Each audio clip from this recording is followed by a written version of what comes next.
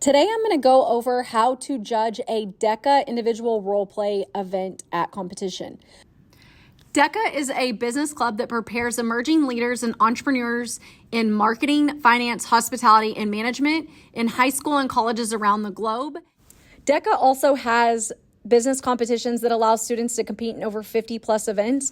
There are two types of competitions. We have written events with a presentation and role play events. And today I'm going to talk to you about the role play events specifically. What is a role play? The participant is given a role play scenario at competition on the spot. They're given 10 minutes in the individual role plays to prepare a solution to present to the judge. In this 10 minutes, they are not allowed to use any outside resources. They just read the scenario, take down notes on their ideas, and be ready to present that to you. Typically, most students are going to take anywhere from 6 to 8 minutes to present their ideas to you if in an individual role play. We do tell students to allow 2 to 3 minutes for the judge to ask questions. It is considered a role play because we do tell them to get into the scenario. So if you are going into a job interview in that role play, you are pretending like you are in a job interview when you go before the judge. Now I would like to show you specifically what it is that you and the students will see at competition. This is one of the sample events. So you will see that it tells you what category or career cluster it's in. It tells you the name of the event. In this case, it's Entrepreneurship Series event.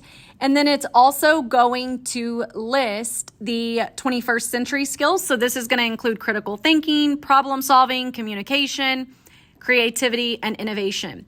Next, you're going to see the performance indicators. These are what the students are also graded on. These are things that they are coming up with ideas in their actual prep time. They're going to have to explain each one of these things and then tie it back to the role play that they are given. As a judge, if you are not sure what one of these are, please make sure that you look them up before students come in so that you have a rough idea of what they should be talking about. Next is the event situation. This is where they are to assume a specific situation. So in this case, they are co-owners of Ornamental, a small business that creates indoor and outdoor decorations. They're meeting with you, the judge, who is also their business partner. So they should be getting into the role that you are their business partner. You've asked them to come up with a sales channel and explain live stream shopping. So they will do that. I also want you to notice, though, at the bottom of the role play, it usually says that the participant is going to present their ideas to you and that the judge will open the role play.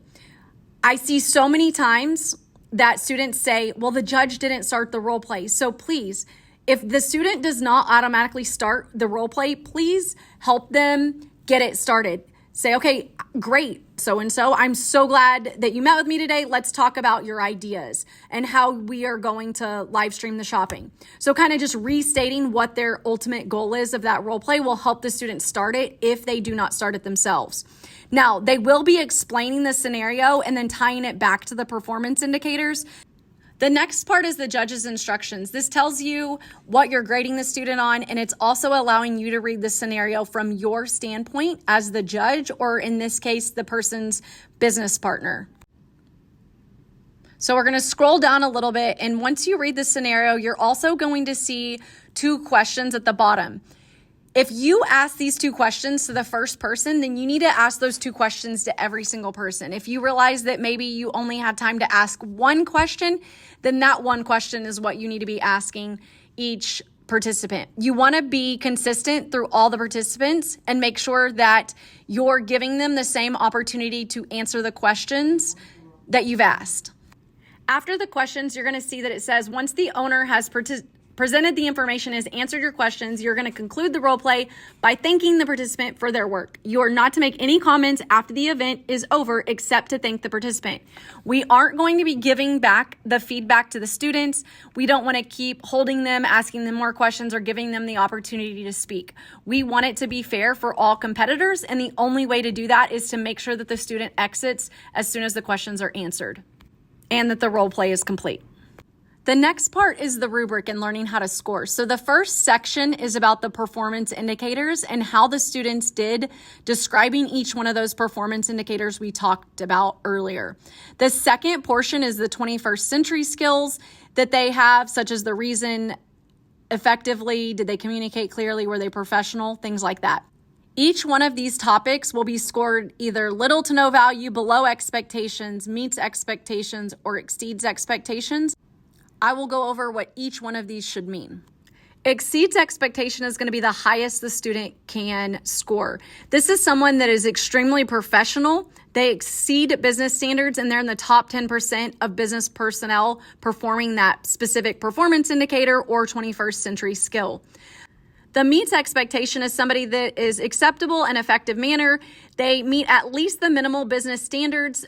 Maybe there's no need for additional formalized training, but they would be in like the 70 to 80th percentile of people in their age group. Okay. The below expectations is typically someone that has limited effectiveness. They fell below minimum standards.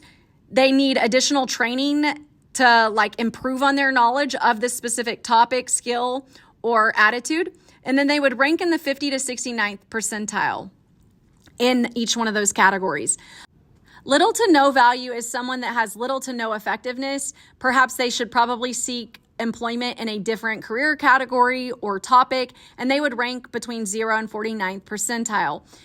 Typically, we are only going to score somebody that low if they went in and they were like, I do not know the answer to that, or I don't know what I'm doing, or I don't know what I'm talking about. And sometimes we do have those students that do that. When you're scoring them on the rubric, we try to tell you guys to not put everybody at exceeds and try not to use little to no value. The exceeds expectations are for those ones that really wowed you and blew everyone else out of the water on that specific topic. And then, like I said, the little to no value would be somebody that did not say anything about that specific item.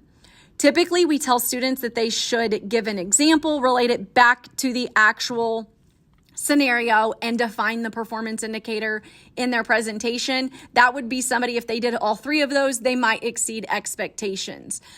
Or sometimes they might just meet the expectations. Students are not going to be able to see what you write on the rubric. The rubric and what you write is only for you to make notes so that you can go back and score them correctly at the end once you've seen everyone present their ideas to you. With that being said, some of the tips that we have, we want you to score in pencil because you can erase and go back and change things as needed. After 3 to 5 students, you're going to understand kind of how the performance indicators work, how much students know about each one, and you'll be able to score them accordingly. You don't want to score the first one so bad and never go back and look at it, or so good and then somebody else does better than them. Ideally, we want you to try to avoid those extremes. So remember, only give them the exceeds expectations if they are like in the top 10%. And try to stay clear of that little to no value unless they just had nothing to say. Okay.